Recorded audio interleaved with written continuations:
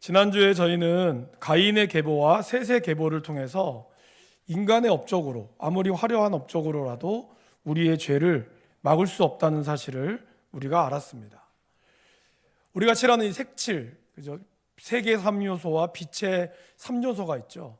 근데 색의 3요소는 섞으면 섞을수록 어두워집니다. 결국은 검정색이 되죠.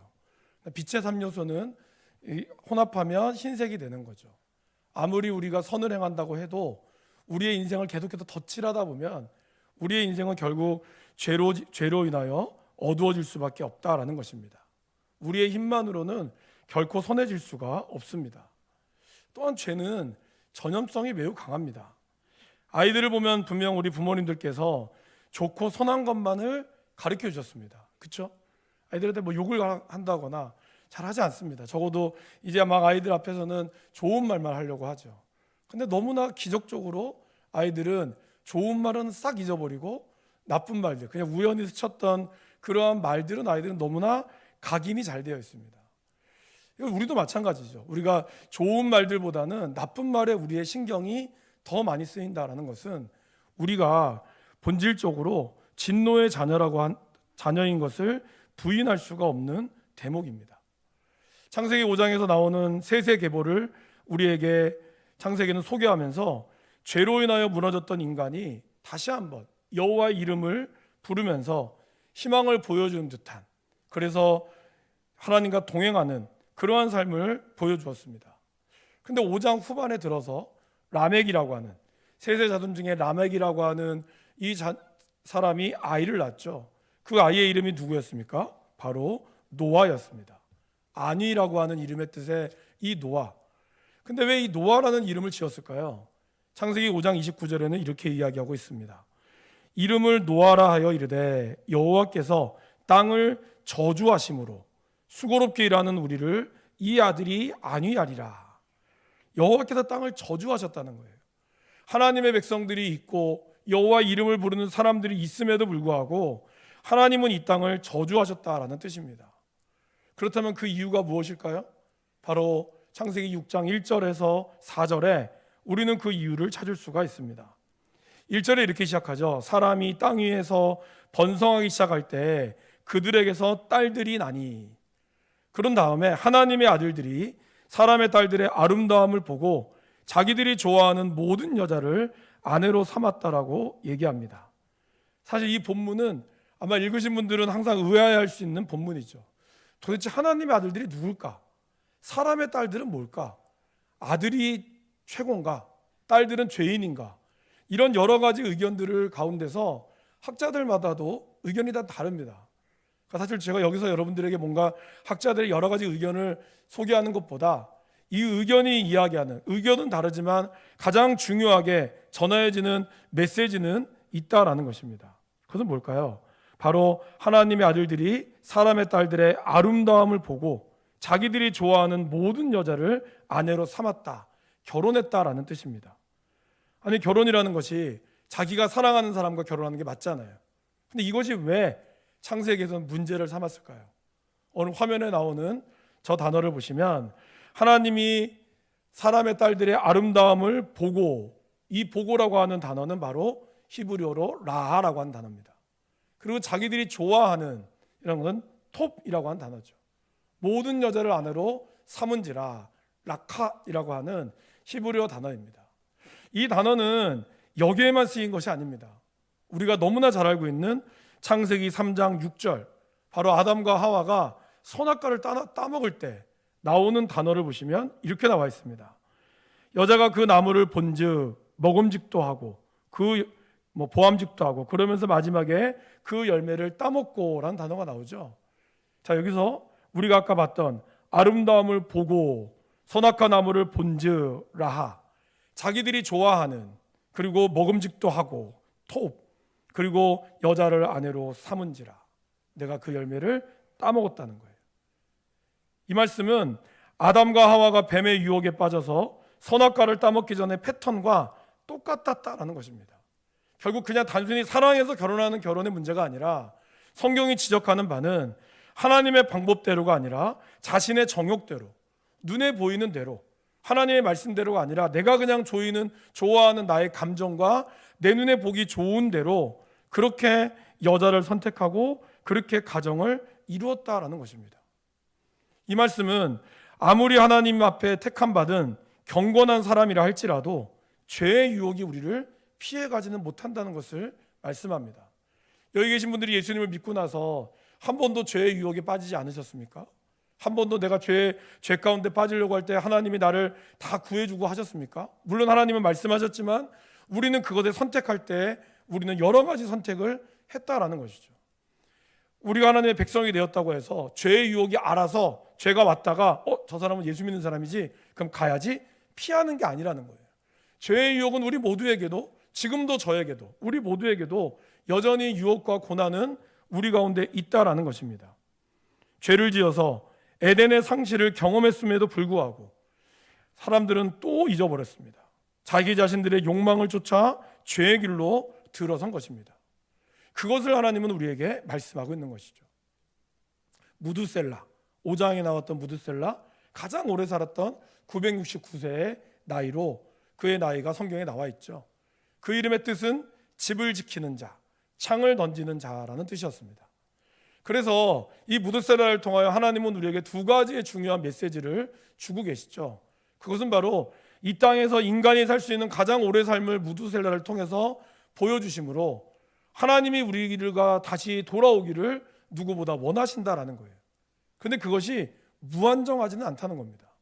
언젠가 무두셀라가 죽으면 그 집에 적들이 침입할 것이고 그러면 그 집에 있는 사람들은 죽을 것처럼 하나님이 택하신 무두셀라가 죽음을 당했을 때 하나님의 심판 또한 이루어진다는, 바로 하나님의 심판이 언젠가는 이루어질 거라는 것을 무두셀라를 통하여 우리에게 말씀하고 있다라는 것입니다.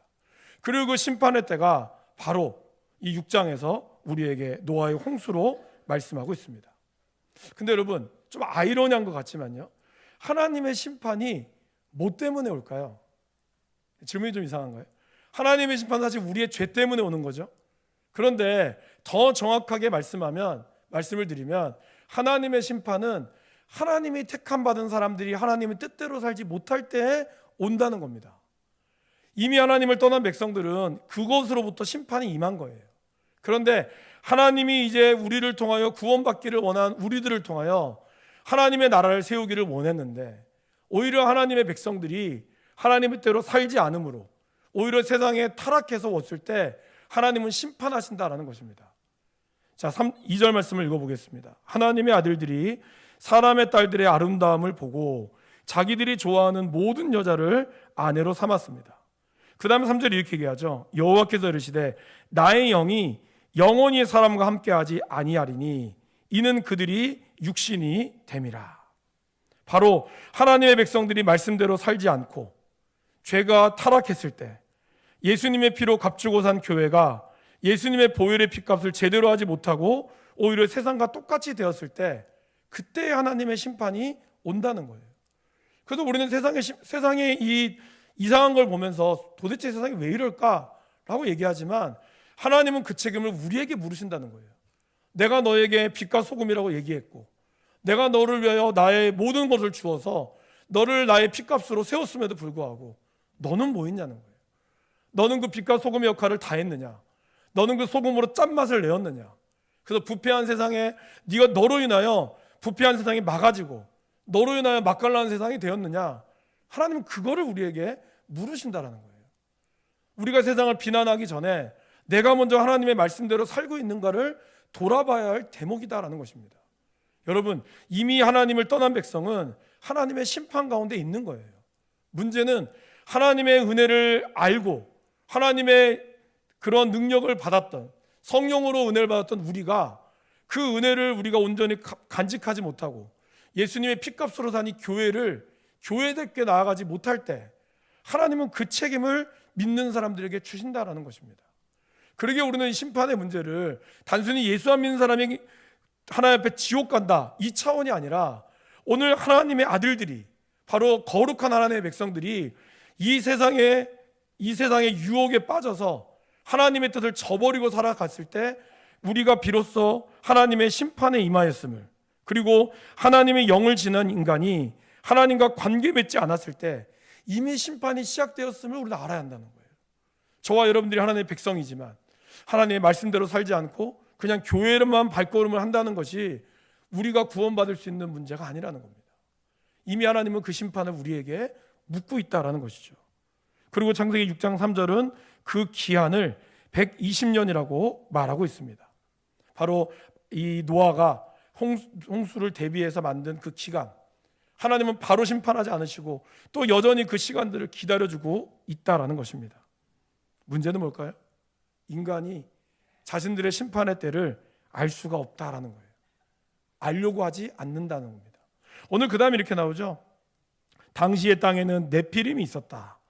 그 후에도 여전히 하나님의 아들들은 사람의 딸들에게로 들어와서 자식을 낳고 그리고 용사 고대에 명성 있는 사람들이라고 얘기했습니다.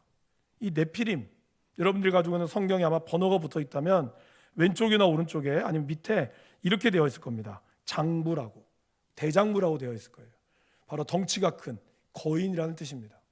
체격적인 큰 것이 아니라 바로 이들로 인하여 그들은 자신들의 업적과 힘을 키워나가며 거대한 거인이 되었다라는 뜻입니다. 네피림이 되었다라고 하는 것은 바로 하나님의 떨어진 자들, 원래 네피림이 어디서 나왔냐면 타락한 자들, 떨어진 자들에서 나왔거든요. 이들이 비록 용사였고 이 당시에 명성 있는 자들이었지만 결국 하나님 눈에 보기에는 타락한 인간일 뿐이었다는 겁니다. 여기서 우리는 하나님의 복이 무엇이 진짜 복인지를 알아야 한다는 거죠. 여러분, 예수님을 믿고 여러분들이 부자가 되고 여러분들의 삶이 잘 되는 것이 복이죠. 그러나 여러분, 진정한 축복은 이 땅에서 명성이 있고 힘이 있는 것이 아니라는 것을 알아야 합니다.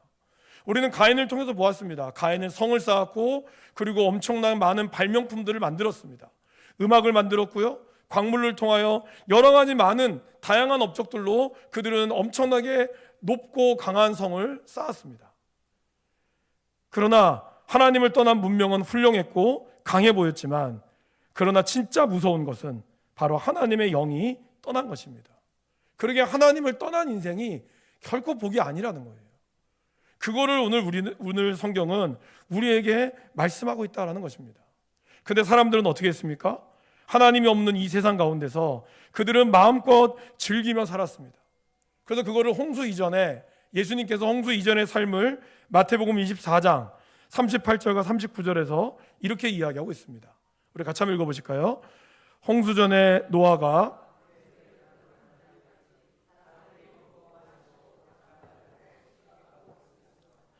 홍수가 나서 그들을 다 멸하기까지 깨닫지 못하였으니 인자의 임함도 이와 같으리라. 그렇죠? 지금도 마찬가지죠. 겉보기에는 우리의 세상은 너무나 잘 나가는 것 같습니다. 정말 속도가 너무너무 빨라졌고, 그리고 이제는 무슨, 요즘에 제가 카톡을 보니까 많은 분들이 카톡의 그림을 이렇게 AI가 그린 그림으로 많이 바꾸셨더라고요. 그걸 지브라라고 하던가 그러죠. 챗GPT에 올리면 자기 얼굴을 굉장히 아름답게, 더 이쁘게 만들어 놓으셨더라고요. 우리의 기술이 그렇게 변했습니다. 이거 좀 해줘 하면 1부터 3까지 쫙 나옵니다. 뭐 좀 요약해줘 하면 쫙 나와요. 정말 편하고 정말 우리는 편리한 시대에 살고 있습니다. 그러나 여러분, 편하고 편리하다는 것이 과연 우리의 행복과 마찬가지일까요? 편하고 편리한 것이 우리의 삶에 모든 것들을 주고 있을까요? 사람들은 겉보기에는 이렇게 좋아지는 것들, 망할 것 같지 않다라고 여겼습니다. 오늘 말하잖아요. 홍수가 나서 그들을 다 멸하기까지 그들은 깨닫지 못했다라는 것입니다. 바로 이러한 심판이 도적같이 임하고 그들은 그것을 깨닫지 못하고 이렇게 사도 창세기에서 살아갔다라는 것입니다. 그렇다면 이러한 세상을 향한 하나님의 마음은 어떠셨을까요? 이것이 참 중요하죠. 저는 말씀을 준비하면서 항상 제가 염두에 두는 것이 있습니다. 이 말씀을 통해서 하나님의 마음이 어떠하실까? 저는 이것이 저에게는 가장 중요한 메시지입니다. 구약의 성경이든 신약의 성경이든 그것이 오늘날 우리를 바라보는 하나님의 마음이 어떠할까? 저는 그것이 참 중요하다고 봅니다. 오늘 6장 5절에서 이렇게 시작하죠. 여호와께서 사람의 죄악이 세상에 가득함과 그의 마음으로 생각하는 모든 계획이 항상 악할 분을 보셨다라고 얘기하고 있어요. 여기서 보셨다라는 것은 한 번 봤다는 뜻이 아니에요. 하나님 뭐 딴 거 하다가 갑자기 딱 봤는데 여기 막 사람들이 싸우고 있는 거예요. 왜 이렇게 악해? 그게 아닙니다.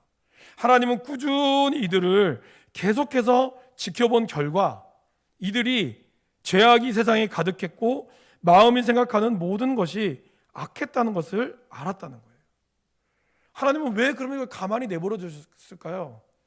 하나님은 우리에게 자유의지라는 걸 주셨습니다. 그래서 가인에게도 그렇게 얘기했잖아요. 죄가 너를 원하나 너는 죄를 다스리라고. 우리에게는 그런 능력을 하나님은 우리에게 주셨습니다.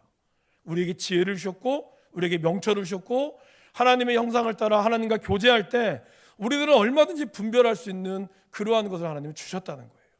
그래서 하나님은 기다리신 거죠.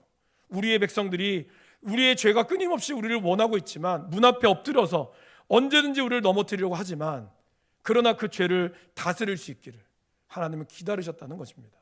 만약에 하나님께서 여러분들이 죄 지을 때마다 그때마다 여러분들에게 나타나서 이렇게 하면 안 돼, 저렇게 하면 안 돼 이렇게 했다면 우리는 로봇이나 다름없는 인생입니다.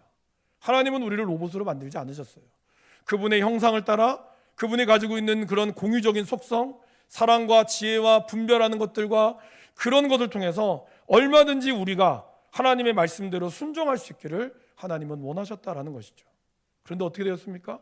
시간이 흘러가면 시간이 흘러갈수록 그들의 죄악들을 오히려 세상에 더욱더 가득했습니다.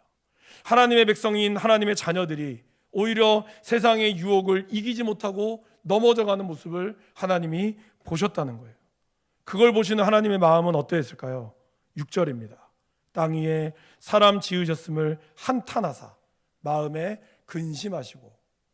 원래 개역 한글에는 이게 후회했다는 표현이 나오죠. 근데 이 표현이 적절하지 않아서 개역 개정에서 좀 바꾼 것 같습니다. 저는 적절하게 바꿨다고 생각합니다. 그러니까 중요한 건 뭘까요? 하나님이 그들의 마음을 보며 그들을 보면서 너무나 마음이 아프셨다는 거예요.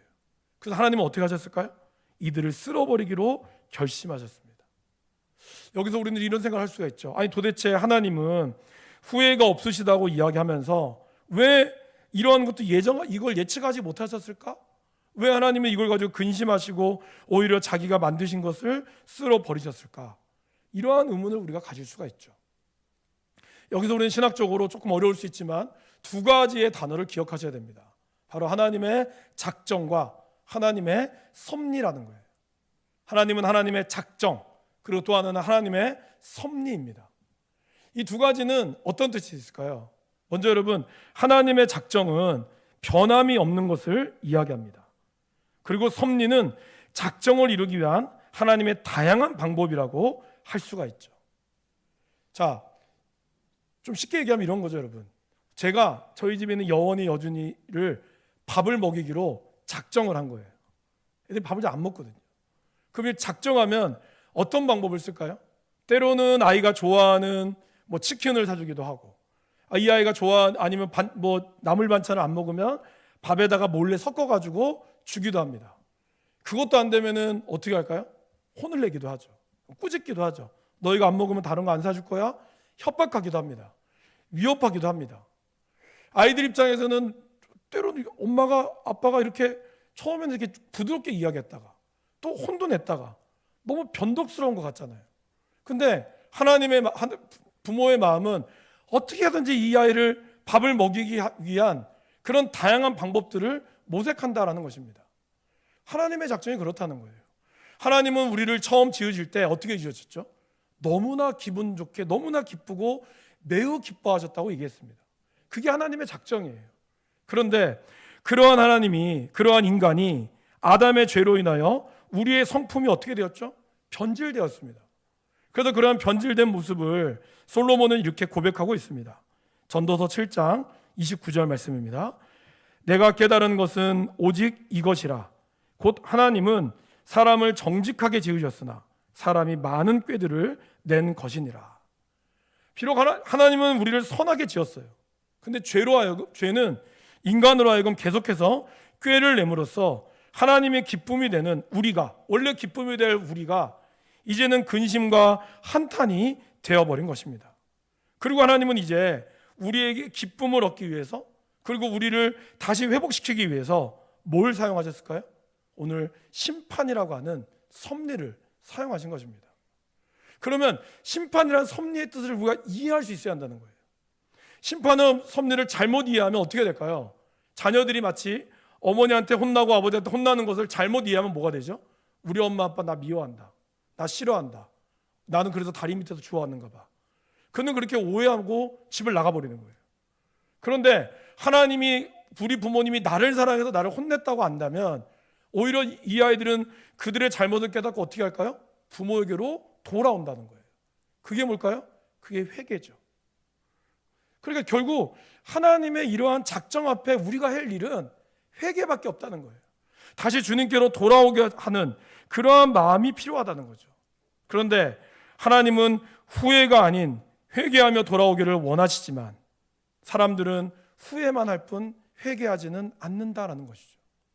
이스라엘 백성들이 우상을 만들고 절할 때 하나님이 어떻게 계셨죠? 모세를 통해서 얘네들 안 되겠다, 내가 다 쓸어버릴 거야, 새로운 민족을 만들 거야. 그러면서 하나님은 정말 진노하셨어요. 이들을 한 명도 남겨두지 않기로 하나님은 마음을 굳히셨습니다. 그런데 그때 모세가 중보했죠. 하나님, 주의 백성들을 이렇게 만드시면 안 됩니다. 하나님이 그들을 택하셨잖아요. 그들을 용서하셔야 됩니다. 그리고 이스라엘 백성들 또한 모세 앞에서 같이 회개하셨죠. 그때 하나님 어떻게 하셨습니까? 자기의 마음을 굳히셨어요? 아니에요. 하나님은 출애굽기 32장 14절에 이렇게 얘기했죠. 여호와께서 뜻을 돌이키사 말씀하신 화를 그 백성에게 내리지 아니하시니라. 하나님은 이스라엘 백성들이 하나님의 백성답게 살기를 원하셨어요. 그게 그분의 작정입니다. 그러나 그들이 정말 돌아오지 않으려고 했을 때 하나님은 그들을 쓸어버리려고 하셨고, 그들이 돌아왔을 때 하나님은 기꺼이 그분의 마음을 돌이키셨다는 거예요. 그분이 변덕스러운 게 아닙니다. 그분의 섭리는 얼마든지 작정을 통한 이루심이 있었다라는 것이죠. 여러분, 우리가 인간관계를 보면 부부관계나 부자관계나 또 여러분들 직장 안에서 이런 관계들 보면 사실은 용서를 구하기만 하면 해결될 수 있는 수많은 문제들이 있습니다. 그런데 왜 해결이 안 될까요? 서로 쓸데없는 자존심과 고집으로 용서를 구하지도 않고 용서를 하지도 못해서 관계가 깨지는 것을 봅니다. 그리고 후회하죠. 나중에 지나서 후회하죠. 여러분, 하나님이 원하는 건 구원이라는 게 제가 뭐라고 말씀드렸습니까? 주님과 동행하는 거라고 그랬어요. 주님과 동행하는 건 뭘까요? 내가 가는 방향에서 틀어서 이제 하나님이 원하는 방향으로 같이 가는 것이 동행입니다. 그러면 여기서 트는 이 과정이 뭘까요? 그게 회개라는 거예요. 다시 주님께로 돌아오기만 하면 되는 거예요. 그러면 하나님이 잘못했던 걸 묻지도 않으시고 따지지도 않으시고 받아들이시는데, 우리의 자존심과 그리고 우리의 교만이 하나님 앞에 후회만 만들 뿐, 머뭇거리기만 할 뿐, 결국에는 자기 길로 가는 인생들이 너무나 많이 있다라는 것입니다. 이렇게 이스라엘 백성, 여기 있는 창세기에 나오는 백성들이 그랬어요. 후회도 하지도 않았고 회개도 없는 인생, 결국 하나님의 심판밖에 없었다라는 것입니다. 근데 하나님은 이들을 심판하실 때 어떻게 하셨죠? 내가 창조한 사람을 지면에서 쓸어버리되, 사람만 쓸어버린 것이 아니라 사람으로부터 가축과 기는 것과 공중의 새까지 다 쓸어버린다고 하셨어요. 왜 그러셨을까요? 바로 우리의 죄가 결코 우리의 죄로만 끝나지 않는다는 거예요. 그만큼 하나님이 우리에게 주시는 인간의 책임이 결코 작지 않다라는 것을 이야기합니다. 로마서 8장 21절 22절을 같이 한번 읽어보실까요? 그 바라는 것은 피조물도 썩어짐의 종로로 탄 데서 해방되어 하나님의 자녀들의 영광의 자유에 이르는 것이니라. 피조물이 다 이제까지 함께 탄식하며 함께 고통을 겪고 있는 것을 우리가 아느니라. 우리의 죄 때문에 자연이 통곡한다는 거예요. 우리의 죄 때문에 피조물들이 탄식하고 있다는 거예요. 제발 살려달라고. 여러분, 아이들이 부모님과 이런 싸움을 할 때 아이들이 그걸 방에서 듣잖아요. 안 듣고 우리가 싸워야 되지만 듣게 되잖아요. 그럼 이 아이들이 마음이 두 가지 마음이 든다고 합니다. 부모님이 나를 버리는가? 그러면 나는 버림받지 않기 위해서 더 잘해야지. 그런데 이것이 이 아이의 상처로 남게 되는 거예요. 부모가 싸웠는데 이 아이들에게까지 정서적으로 영향을 미친다는 겁니다. 그래서 싸움을 보고 자란 아이들은 나중에 커서 그 마음이 숨겨져 있다가 결국은 폭발하는 거예요. 피조물들이 그냥 가만히 있는 거고 그냥 꽃을 피우는 것 같지만 우리 인간의 죄악으로 인하여 피조물들이 썩어가는 거예요. 그러게 여러분, 우리의 죄가, 한 인간의 죄가 결국 나의 죄만으로 끝나지 않는다는 것을 우리가 기억해야 합니다. 하나님께서도 그러한 심판으로 전 지구가 멸망의 위기에 처해 있음을 보여줍니다. 이렇게 해서 하나님의 심판은 여기서 끝날까요? 그런데 놀랍게도 하나님은 한 사람으로 인해 하나님의 구원이 다시 시작되어짐을 말씀하고 있습니다. 바로 누굴까요? 노아였습니다. 8절에 그러나 노아는 여호와께 은혜를 입었다라고 표현합니다. 다른 번역을 보면 그는 하나님의 눈에 들었다라고 얘기하고 있어요. 그렇다면 그가 하나님의 눈에 들은 이유는 뭘까요? 히브리서에 보면 그가 하나님을 경외했다라고 나와요. 그 말은 하나님의 말씀을, 눈에 보이지도 않는 비와 보이지도 않는 이러한 비의 심판을 그는 오히려 두려운 마음으로 귀담아 들었다라는 것입니다. 노아의 때의 사람들은 자신의 일과 즐거움에 빠져서 그렇게 경고했음에도 불구하고 듣지 않았습니다. 그리고 비도 없었기 때문에 비가 오겠어? 그들은 얘기했죠. 그러나 노아는 하나님의 경외함으로 그 말씀에 순종하셨다라는 거예요. 바로 하나님의 말씀에 순종할 때 은혜가 그에게 임했다라는 것입니다. 그것뿐만이 아닙니다, 여러분. 노아는 하나님의 말씀을 전했어요. 베드로후서 2장 5절 말씀을 같이 한번 읽어보겠습니다. 옛 세상을 용서하지 아니하시고 오직 의를 전파하는 노아와 그 7 식구들을 보존하시고 경건하지 아니한 자들의 세상에 홍수를 내리셨으며. 여기 뭐라 나오죠? 노아가 의를 전파했다 그랬어요. 뭘 전파했을까요? 홍수를 전파했다는 거예요. 이제 곧 하나님이 심판하실 것이다.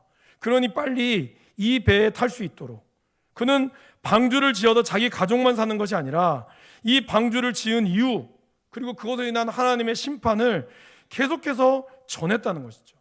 그렇다면 여러분, 왜 전했을까요? 노아는 세상을 쓸어버리시는 하나님의 이 진노, 다 쓸어버리겠다라고 하는 진노 속에 비친 뭘 봤을까요? 하나님의 슬픈 눈을 봤다는 거예요. 하나님의 슬픈 마음을 봤다는 거예요. 이들을 쓸어버릴 수밖에 없는 하나님의 그 마음, 자녀를 혼낼 수밖에 없는 부모의 마음. 자녀들은 혼나면 자기가 맞은 것만 아파서 잘못했습니다라고 마음에도 없는 소리를 하잖아요. 그러나 그거를 혼내는 부모의 마음에는 피눈물이 나는 거죠. 자녀들이 그 부모의 피눈물을 읽을 수 있다면 자녀들은 부모 말을 잘 듣겠죠. 그죠? 우리가 주님의 마음에 피눈물을 읽을 수 있다면 우리가 정말 하나님의 뜻대로 살아갈 수 있다는 거예요. 은혜를 입었다, 이거는요, 내가 은혜 받아서 잘 살았다, 이게 은혜를 입은 게 아닙니다. 은혜를 입었다는 거는요, 하나님의 마음을 읽을 수 있는 사람이에요. 저분이 우리를 이렇게 심판하실 때 얼마나 마음이 아프실까, 얼마나 화가 났을까가 아니라 그 마음 가운데 우리를 돌이키기를 원하는 그분의 피눈물은 무엇이었을까? 그분이 독생자 예수 그리스도를 보내기까지 우리를 사랑하시는 하나님의 마음이 무엇이었을까? 이거를 아는 자가 진짜 하나님의 은혜를 아는 자다라는 겁니다. 하나님은 노아의 심판을 통해서 이제는 물로 심판하지 않겠다고 그랬어요. 하나님은 우리에게 불로 심판한다고 하시겠죠. 근데 이 불의 심판을 사람들이 믿을까요? 안 믿을 겁니다. 세상이 어떨 때 불로 심판을 믿겠습니까? 근데 그 심판을 하나님은 노아와 같이 우리들에게 그 사명을 주었다는 거예요. 제발 그거를 얘기하라고. 그 이야기의 메시지는 뭘까요? 그 하나님의 마음을 알으라는 거예요. 그러기 위해서는 먼저 우리가 하나님의 마음을 알아야겠죠. 우리가 먼저 은혜를 받아야 되는 거예요. 우리가 그 은혜를 입어야 한다는 거예요. 그래서 진노 중에서도 하나님의 긍휼을 발견하고 하나님과 동행하며 하나님의 마음을 전할 수 있는 사람. 우리가 이 땅에 살면서 고난과 유혹을 피할 수 없습니다. 죄는 여전히 엎드리며 우는 사자와 같이 삼킬 자를 찾고 있습니다. 그러나 우리가 하나님의 마음을 알 때, 그리고 하나님의 은혜를 구하며 성령의 기름을 우리 가운데에 부어질 때, 우리는 세상 속에 살지만 세상의 더러운 물이 우리를 오염시킬 수 없다라는 거예요. 여러분, 기름과 물은 섞이지 않죠? 우리가 성령의 기름으로 인쳐 있고 둘러싸여 있다면 아무리 더러운 물이 우리를 끼얹어도 그 물이 우리를 습수하지 못하는 거예요. 그러게 우리는 우리끼리 잘 살아야겠다가 아니라 오히려 하나님이 우리에게 부여한 이 세상 속에서 성령의 기름으로 우리가 하나님의 은혜를 힘입어 나아가야 한다라는 것입니다. 은혜를 입은 사람은 이 땅을 거룩하게 할 책임과 특권이 또한 있습니다. 그래서 우리도 또한 이 구원의 방주, 여러분 각자의 삶에서 그리고 교회를 통해서 사람들을 그들의 구원의 방주로 우리가 데리고 와야 한다는 거예요. 들리지 않더라도 복음을 듣게 함으로써 그들을 데리고 와야 하고 매일매일 은혜를 구하며 주님의 은혜 속에서 하나님의 마음을 전할 수 있는 사명, 그것이 저와 여러분들에게 필요하다라는 것입니다. 그 은혜 속에 여러분들이 거하시고 그 은혜 속에서 주의 복음을 전하는 삶을 살아가시기를 간절히 축원합니다.